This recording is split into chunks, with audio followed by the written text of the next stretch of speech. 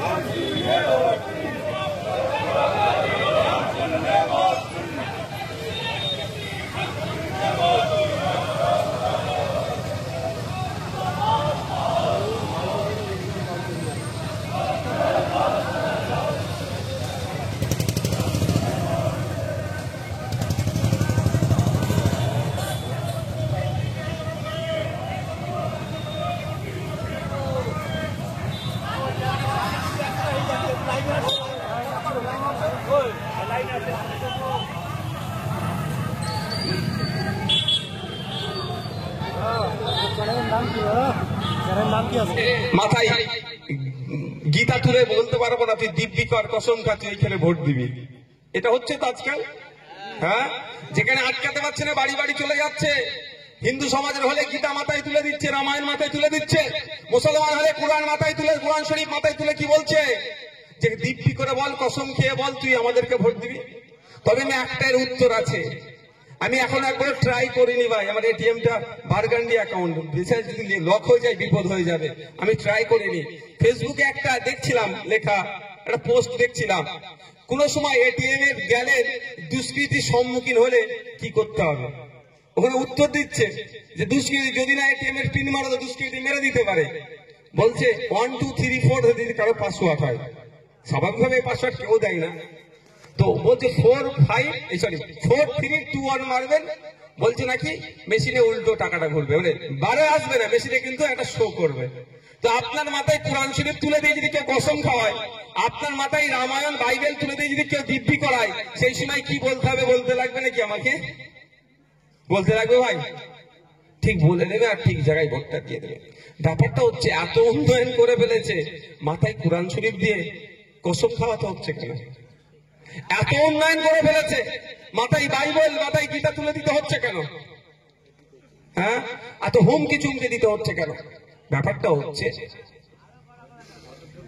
আপনাকে আমাকে শুধুমাত্র ধর্মের এতে, আপনি মন্দিরে যান, মসজিদে যান, কারো কোনো আপত্তি নেই, কিন্তু যখন বাজারে যান তখন আপনি এই বাজারটাকে আমাদের নিয়ন্ত্রণ করতে হবে। সে বাজার কে চালাবে? আদানি আম্বানি?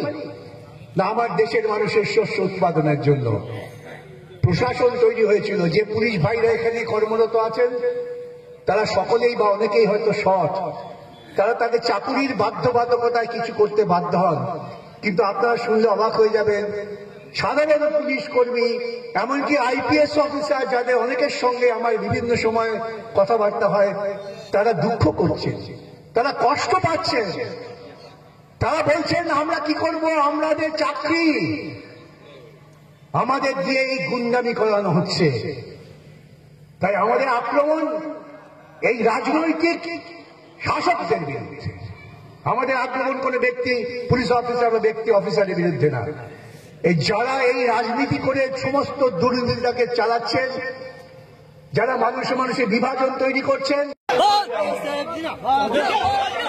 ভাইজান জিন্দাবাদ, আইএসএফ জিন্দাবাদ, ভাইজান জিন্দাবাদ।